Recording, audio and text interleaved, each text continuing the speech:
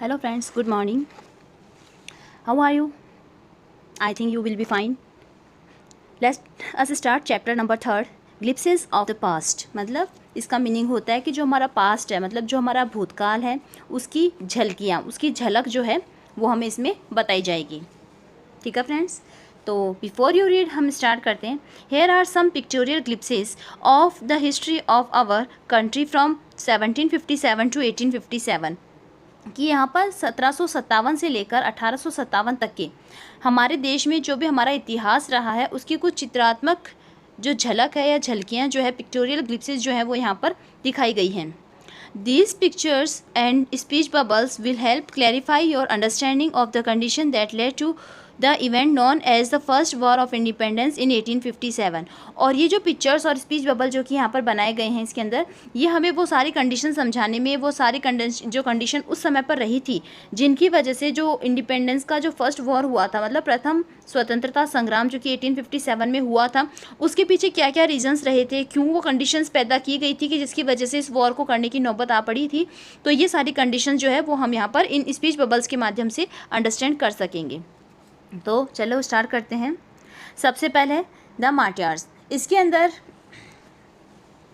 Eight a function in Delhi, Delhi के अंदर जो कि एक फंक्शन है, और इस फंक्शन के अंदर जो लता मंगेशकर है जो कि ये गीत गाती है, जो कि आप लोगों को पता भी होगा, o my countryman let your eyes fill with tears as you recall the sacrifice of Indians martyrs.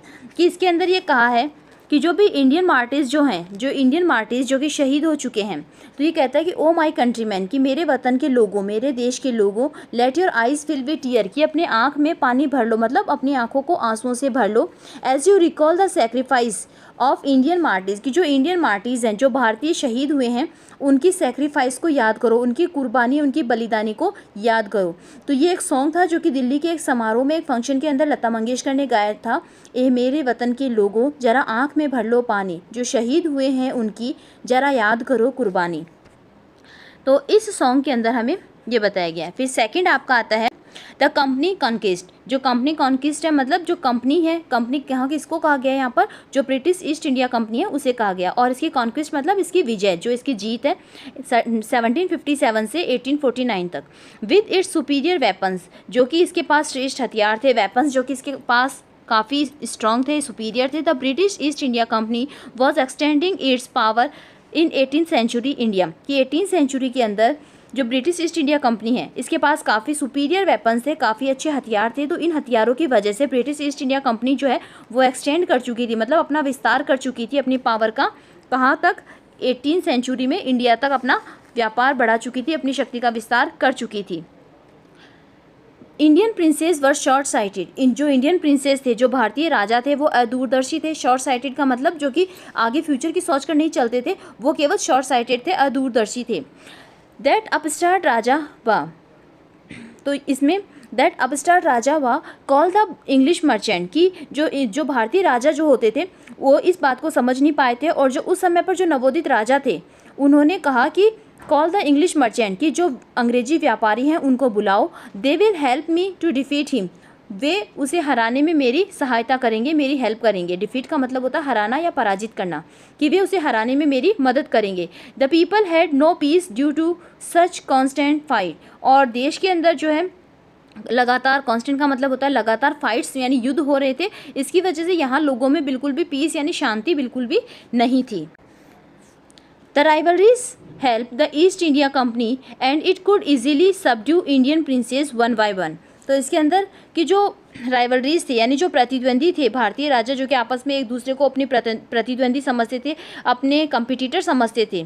ठीक है, तो जो कंपिटिटर थे, help the East India company, उन्होंने ईस्ट इंडिया कंपनी की हेल्प की. And it could easily subdue Indian princess one by one. और इनकी वजह से जो ईस्ट इंडिया कंपनी है वो एक एक करके, वन बाय वन मतलब एक एक करके इनको अपने अधीन करती गई. जो भारतीय राजा हैं इनको अपने अधीन, अपने अंडर में करती चली गई. A far seeing ruler like Like the brave Tipu of Mysore fought the British till he died fighting. A far-seeing ruler. far-seeing का मतलब होता है, जैसे शॉर्ट साइटेड का मतलब होता है कि जो आगे फ्यूचर की सोच के नहीं चलता है, जो काफ़ी शॉर्ट माइंडेड होता है। तो ठीक वैसे ही एक far-seeing वर्ड आता है। far-seeing का मतलब होता है जो दूरदर्शी होता है, जो बहुत आगे की सोच कर चलता है, आगे की पॉलिसी पहले ही समझ जाता है। तो ठीक वैसे एक far-seeing रूलर था जो कि टीपू ऑफ मैसूर, जो टीपू सुल्तान था मैसूर का, एक बहादुर शासक था। तो ये अंग्रेज़ों से लड़ा, ये ब्रिटिश लोगों से लड़ा, इन्होंने फाउट किया, मतलब अंग्रेज़ों से लड़ाई की। कब तक? टिल ही डाइड फाइटिंग, जब तक ये लड़ते हुए शहीद नहीं हो गया या लड़ते लड़ते मर नहीं गया तब तक। Thank God there is peace in the country now. भगवान का बहुत बहुत धन्यवाद है कि अब देश में शांति है। No more war and no looting by thugs, कि अब देश में ना ही तो अब देश के अंदर ना ही तो कोई वॉर यानी युद्ध होते हैं, ना ही कोई लूट होती है ठगों के द्वारा, या जो ठग हैं वो अब कोई लूटमार नहीं करते हैं। How the Indian react this conquest, और ये जो कॉन्क्विस्ट थी, ये जो विजय थी, इन विजय से जो इंडियंस थे वो किस प्रकार रिएक्ट कर रहे थे। तो इंडियंस लोग जो कि आपस में इन सभी बातों को समझते नहीं थे, और इंडियन लोग जो कि इस तरह से रिएक्ट करते थे, उनका ये मानना था कि अब देश में शांति है, अब कोई भी प्रकार के वॉर नहीं हो रहे हैं, कोई भी प्रकार की लूट ठगों के द्वारा नहीं की जा रही है। तो दूसरा व्यक्ति जो है वो बोलता है it's God who sent the British, कि ये भगवान ही है जिन्होंने अंग्रेज़ों को हमारी मदद करने के लिए भेज दिया था। मतलब ये अंग्रेज जो है वो हमारी मदद करने के लिए आए हुए हैं, और भगवान का बहुत बहुत धन्यवाद है कि उन्होंने अंग्रेज़ों को हमारी हेल्प करने के लिए भेजा, जिनकी वजह से देश में शांति छाई हुई है। Our destiny is linked with them. जो तीसरा भारतीय था वो ये कहता है कि जो हमारी डेस्टिनी है, मतलब जो हमारी जो किस्मत है, हमारा जो भाग्य है, वो इनसे लिंक किया गया, मतलब इनसे जुड़ा हुआ है। दैम किसके लिए आया है यहाँ पर? अंग्रेजों के लिए आया है, जो गोरे लोग हैं उन लोगों के लिए आया है। तो लोगों के अंदर ये जो बात है वो इस तरह से फैल गई थी, वो लोग ये बात नहीं समझ पा रहे थे कि जो अंग्रेज है वो यहाँ किस मकसद को लेकर आए हैं, किस थॉट को लेकर आए हैं। लेकिन उन्हें ये लग रहा था कि जो अंग्रेज जो कि यहाँ पर आए हैं वो उनको हेल्प करने के लिए आए हैं। तो वो पूरी तरह से अपने माइंड को काम में ना लेते हुए बल्कि अपनी अलग ही राय बना रहे थे। तो वो ये कहते थे कि हमारी जो किस्मत है, जो हमारा भाग्य है, ये उनसे जुड़ा हुआ है। The white man has killed and dethrone our kings. अब कुछ लोग हैं जो कि ये मानते थे, जो कि ये कहते थे कि जो गोरे लोग हैं, मतलब जो वाइट मैन मतलब अंग्रेज, जो गोरे लोग हैं उन्होंने हमारे राजाओं को मार दिया है या फिर सिंहासन से हटा दिया है। डिथ्रॉन का मतलब होता है, थ्रॉन का मतलब सिंहासन होता है, लेकिन डिथ्रॉन का मतलब होता है सिंहासन से हटा देना। तो जो गोरे लोग हैं उन्होंने हमारे राजाओं को मार दिया या फिर सिंहासन से हटा दिया। सम किंग्स वर नॉट गुड, कुछ राजा अच्छे नहीं थे, but after all they were of this land, लेकिन वो हमारी भूमि के तो थे, मतलब आखिरकार वो हमारी धरती के तो थे ही। Now we have become slaves of foreigners, लेकिन दूसरी तरफ जिस तरह से एक तरफ लोग जो कि अंग्रेज़ों के सारे कार्य को अच्छे बता रहे थे, दूसरी तरफ कुछ ऐसे लोगों का ग्रुप भी था जो कि अंग्रेज़ों की इस सारी पॉलिसी के खिलाफ था। वो ये मानता था कि भाई ये जो गोरे लोग हैं, जो वाइट मैन हैं, इन्होंने हमारे राजाओं को मार दिया या कुछ राजाओं को सिंहासन से हटा दिया। माना कि कुछ राजा अच्छे नहीं थे, पर वो हमारी धरती के तो थे, मतलब हमारा ही तो खून थे। और जो अब इस तरह से कार्य करने पर क्या होता है कि we are become slaves of foreigners, कि हम उन फॉरेनर्स के, विदेशियों के स्लेव्स यानी दास या गुलाम बन गए हैं ऐसा करने पर। ठीक है, अब जिस प्रकार से हर एक बात होती है उसके दो पहलू होते हैं, तो ठीक उसी तरीके से यहाँ पर भी जो लोग जो कि कुछ लोग जो कि अंग्रेज़ों के फेवर में थे, कुछ लोग जो कि उनके अगेंस्ट में थे, कुछ लोगों को उनके किए गए काम अच्छे लग रहे थे, कुछ को उनके किए गए काम बुरे लग रहे थे। तो अब आपका थर्ड आता है ब्रिटिश रूल। ब्रिटिश रूल है आपका 1765 से 1836 तक। तो इसमें है religious leaders preaches ideas like untouchability and child marriage, कि जो रिलीजियस लीडर्स थे, मतलब जो धार्मिक नेता थे, उन्होंने अपने प्रीचेस यानी उपदेश दिए, किसके बारे में दिए? लाइक अनटचेबिलिटी, जो छुआछूत है उसके, और चाइल्ड मैरिज मतलब बाल विवाह जैसे विचारों के ऊपर उन्होंने अपने धार्मिक उपदेश दिए। Anyone who cross the seas loss his religion, जो कोई भी यहाँ से इस समुद्र को पार करके जाएगा, ऐसा माना जाता था कि जो कोई भी सागर पार जाएगा वो अपने धर्म से अलग हो जाएगा, वो अपने धर्म को खो देगा।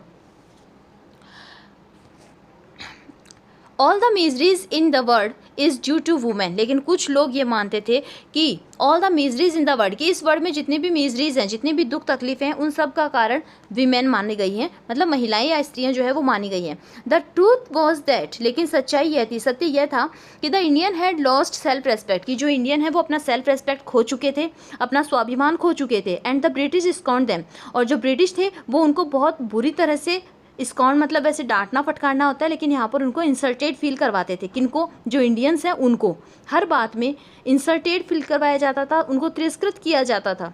उनको गिल्टी फील करवाया जाता था। क्यों? क्योंकि जो इंडियंस थे वो अपना सेल्फ रेस्पेक्ट खो चुके थे।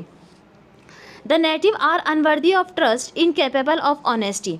जो नेटिव हैं, जो यहाँ के जो लोग हैं, वो इनकेपेबल हैं, मतलब अनवर्दी है, मतलब उनके ऊपर हम विश्वास नहीं कर सकते, वो विश्वास के अयोग्य हैं। और इनकेपेबल ऑफ ऑनेस्टी, और ऑनेस्टी की तरह से देखें तो वो उसमें भी इनकेपेबल है, अक्षम है। True you're but I am honest, लेकिन फिर वो कहा जाता है योनर, किसको कहा जाता था उस समय पर? योनर कहते थे जो ब्रिटिश लोग होते थे उनको। तो वो कहता है कि true you're but I am honest, कि मैं ईमानदार हूँ।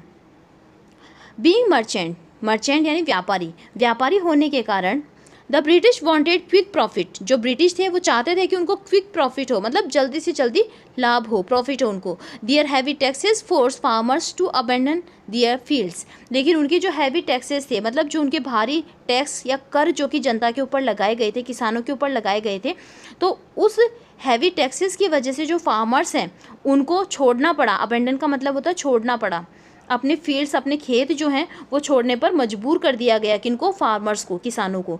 But your man are taking all my crop, लेकिन फिर दूसरे व्यक्ति ये कहते हैं कि तुम्हारे आदमियों ने, मतलब तुम्हारे लोगों ने तो मेरी सारी फसल, जो मेरी क्रॉप है सारी, वो ले ली।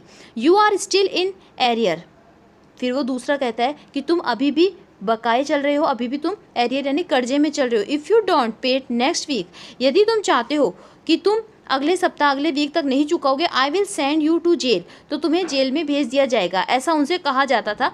जब वो ये कहते कि भाई मेरी जो ज़मीन है, जो मेरा फील्ड है, वो सारा की सारा तुम्हारे पास गिरवी रखा हुआ है, और जब उनको ये कहा जाता था कि तुम्हारी जो क्रॉप है, जो तुम्हारी फसल जो है वो सारी की सारी ले ली गई है, क्योंकि वो अपने खेतों को छुड़ा नहीं पाते थे तो उनको अपनी पूरी फसल गिरवी रखनी पड़ती थी, तो इस वजह से उनको ये धमकी दी जाती थी, उनको स्कॉन्ड किया जाता था कि अगर तुम अपना जो भी ड्यू है अगर वो चुका नहीं पाओगे तो तुम्हें जेल में डाल दिया जाएगा।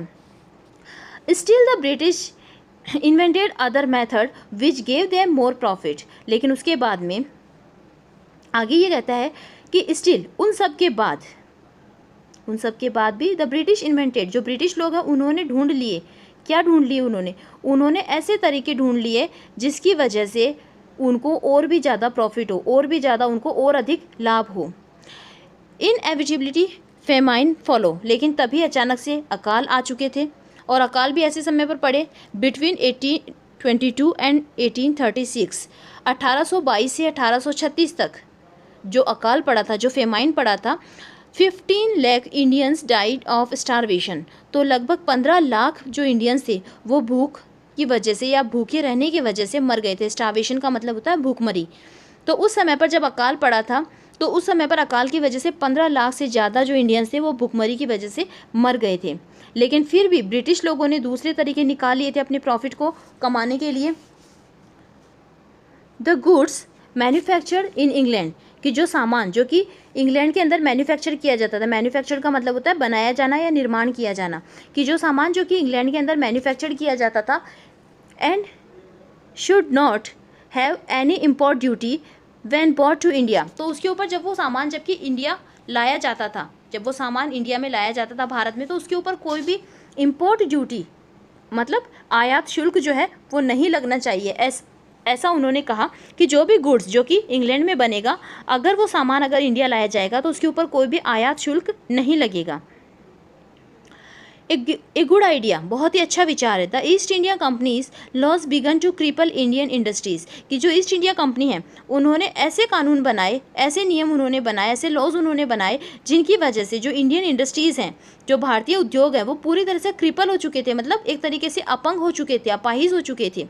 The British policies ruin the expert artisan and their business, कि जो ब्रिटिश पॉलिसीज़ थी, वो जो ब्रिटिश पॉलिसीज़ वो ऐसी थी कि उनकी वजह से ऋण का मतलब बर्बाद होना। एक्सपर्ट आर्टिशन, जो एक्सपर्ट आर्टिशन थे मतलब जो हस्तशिल्पी थे वो भी, और उनके जो बिजनेस थे वो भी पूरी तरह से बर्बाद हो चुके थे, ऋण हो चुके थे, मतलब पूरी तरह से ख़त्म हो चुके थे, क्योंकि ब्रिटिश लोग ऐसी पॉलिसी चाहते थे जिनकी वजह से उनको क्विक प्रॉफिट हो, और उस क्विक प्रॉफिट की वजह से वो लोग पूरी तरह से इंडियंस को यूज़ कर रहे थे, लेकिन इंडियंस इस बात को अभी तक समझ नहीं पाए थे।